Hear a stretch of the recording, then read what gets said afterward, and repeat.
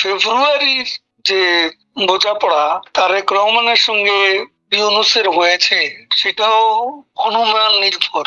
নির্বাচন কবে হবে তার কোনো গ্যারান্টি নেই, বরং সংকট এর মধ্য দিয়ে আরো ঘনীভূত হওয়া বলে মনে হচ্ছে। তারেক রহমানের সাথে ডক্টর ইউনূসের বৈঠক হলো, তারা এপ্রিল মাস থেকে সরে এসে বলছেন ফেব্রুয়ারি মাসে ইলেকশন করবেন। আওয়ামী লীগ বিশ্বাস করে যে এই নির্বাচন হবে? গোটা ব্যাপারটাই আসলে ধোঁয়াশার মধ্যেই রয়েছে।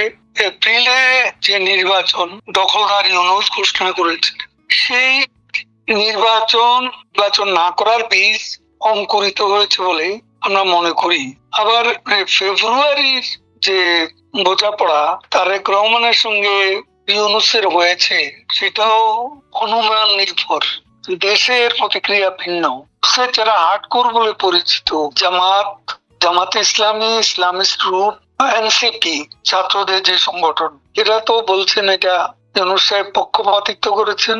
নির্বাচন কবে হবে তার কোনো গ্যারান্টি নেই, বরং সংকট এর মধ্য দিয়ে আরো ঘনীভূত হওয়া বলে মনে হচ্ছে।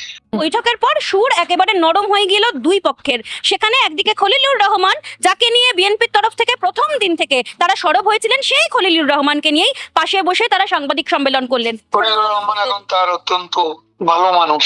বিএনপির নেতৃত্বের অফিসিয়াল স্টেটমেন্ট সেটা আমরা এখনো পাই। এনসিপি, জামাত এরা বলছে যে বিদেশের মাটিতে বসে দেশের রাজনৈতিক ভবিষ্যৎ নিয়ে এ ধরনের আলোচনা, প্রেস কনফারেন্স, এটা কতটা সমীচীন। কিন্তু এর পেছনে কি মনে হচ্ছে যে লন্ডনে এমন কোন রকম রফা হয়েছে যে রফার কাছে নথি স্বীকার করেছেন বিএনপি নেতৃত্ব বা তারেক রহমানরা? সেটা কি আপনারা মনে করছেন?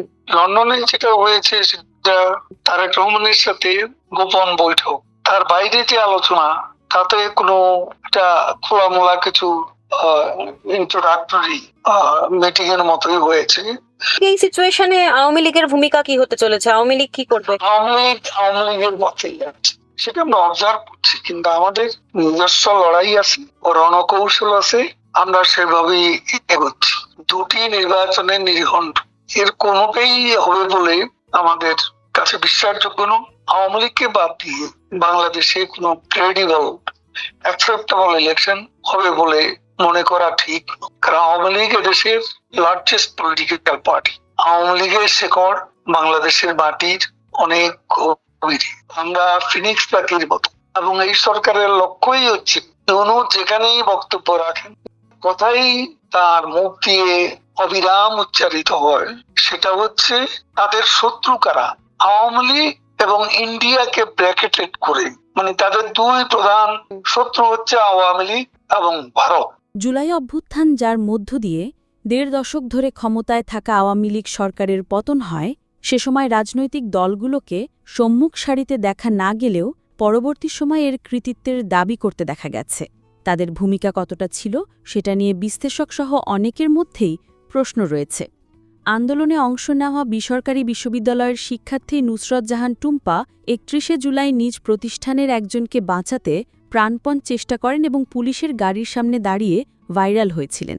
তিনি বিবিসিকে বলছিলেন তিনি নিজের পাশে কোনো দল বা সংগঠন দেখেননি, আশেপাশের সবাইকে সাধারণ শিক্ষার্থী, জনগণ ও সহযোদ্ধা হিসেবেই লিখেছেন, যাদের কোনো দলীয় ট্যাগ ছিল না। এখন যদি কোনো দল এসে একপাক্ষিকভাবে বলে যে এর মাস্টারমাইন্ড আমরা ছিলাম, আমাদের এই ক্রেডিট ছিল, এটা সম্পূর্ণ আমার কাছে হাস্যকর মনে হয়। কারণ সেই সময় আমার যে সহযোদ্ধা ছিল, আমি দেখিনি তাকে বলতে যে আমি এই দলের বা ওই সংগঠন। তো আজকে এই পর্যন্তই, কিন্তু প্রশ্নগুলো এখানেই শেষ নয়।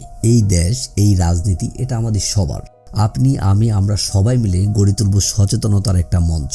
আপনার ভাবনা, আপনার চিন্তা এবং আপনার মতামত আমাদের দরকার। তাই কমেন্টে লিখে জানান এই মুহূর্তে আপনি কি ভাবছেন এবং আপনি কোন দিকে তাকাচ্ছেন। রিপাবলিক অ্যান্ড পলিটিক্স কেবল খবর বা বক্তব্যের জায়গা নয়, এটা একটা ভিন্ন মতের প্ল্যাটফর্ম। এখানে প্রশ্ন করার সাহস আছে, সত্যের পেছনে ছুটে চলার স্পর্ধা আছে। চ্যানেলটি ভালো লাগলে অবশ্যই সাবস্ক্রাইব করে পাশে থাকুন, কারণ একটা ক্লিকেই হতে পারে হাজারো অন্ধকার ভেদ করে আলো খোঁজা শুরু। ফিরছি পরের পর্বে আরও খোলামেলা বিশ্লেষণ নিয়ে। সে পর্যন্ত সবাই ভালো থাকুন, সুস্থ থাকুন। আল্লাহ হাফেজ।